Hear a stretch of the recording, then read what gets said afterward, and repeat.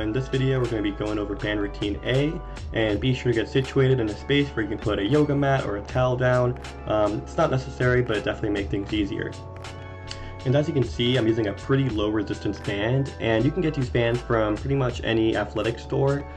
Feel free to get kind of a wide range of different resistances because you're going to be getting stronger as the weeks go on.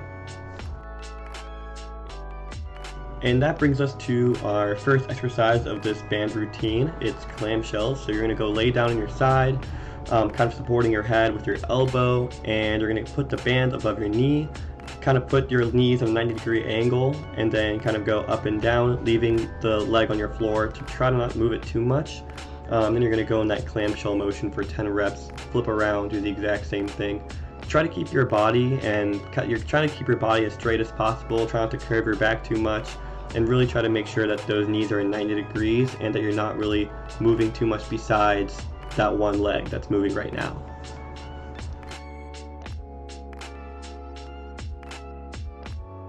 So the next exercise, in my opinion, is a little bit harder, and you're going to definitely feel it in your hips. It's reverse clamshell. It's the same principle as clamshell, but obviously reversed.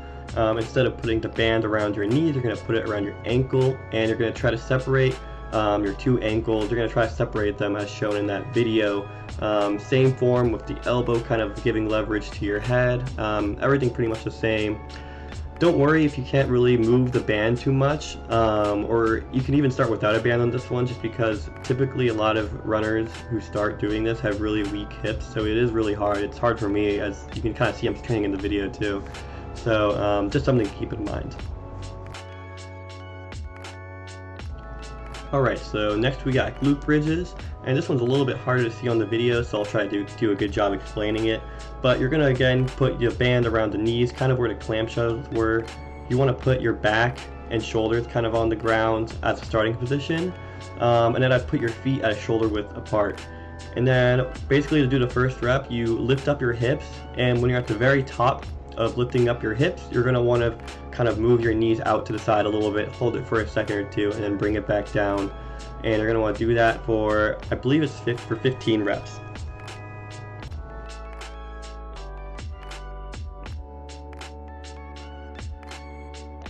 So for the next exercise, you're going to want to get into a tabletop position, that starting position I'm in. You're going to want to keep the band around your knees, just like the glute bridge. And in that tabletop position, you just want to simply bring one of your legs back and do 10 of those, and then switch it up to the other side. So the key for these is just trying to keep your back straight as much as possible, keeping your whole body square. And then once you get up to the top of raising your knee, kind of where it is, you almost kind of make another 90 degrees with your other leg. You just want to hold it there for a second, just try to get the stretch there. This one can be a little tricky because sometimes the band moves around, but don't worry about that. If it starts sliding up your legs a little bit, just make sure you're getting some type of effort in there.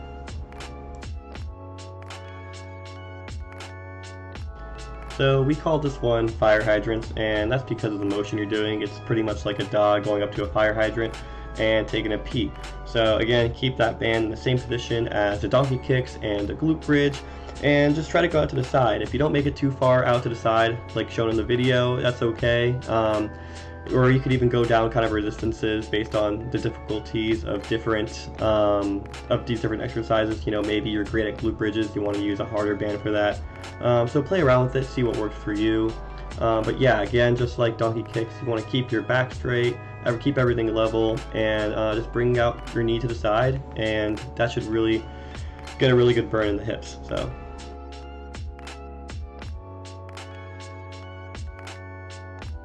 So for the last two exercises, they're going to be standing up.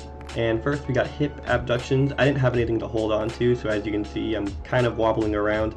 If you have a post or a shelf or a table, anything to hold on to with your opposite hand, that's probably the best thing to do. But yeah, you just kind of want to kind of keep your legs straight. Don't necessarily lock your knees or anything, but you just kind of want to bring your foot out after kind of getting the band around your knees, and then switching sides and doing 10 on that side as well.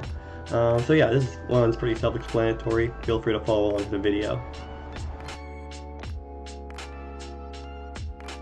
And finally, we have knee raises. These are really good for people who struggle with kind of getting good knee lift when they're running, especially a lot of beginner runners. I see that happening a lot. So you're going to want to get the band around your feet, kind of just below your toes, kind of around your arch. And then you can see that I'm moving my arms with opposite of my foot. So you're going to kind of want to bring it up kind of 90 degrees and then back down for 10 reps each side. And ideally, if you can hold it for a little bit, that'd be even better. But I'm not actually doing a great job of showcasing it in this video. But yeah, just try to synchronize your hands with your feet to kind of keep balance. So after that, you are done with this band routine. I think the main purpose of this is injury prevention, so I just wanted to thank you for going through this with me and helping yourself not get injured. I think this also helps really good with form, so yeah, I hope you see the benefits of this in the coming weeks.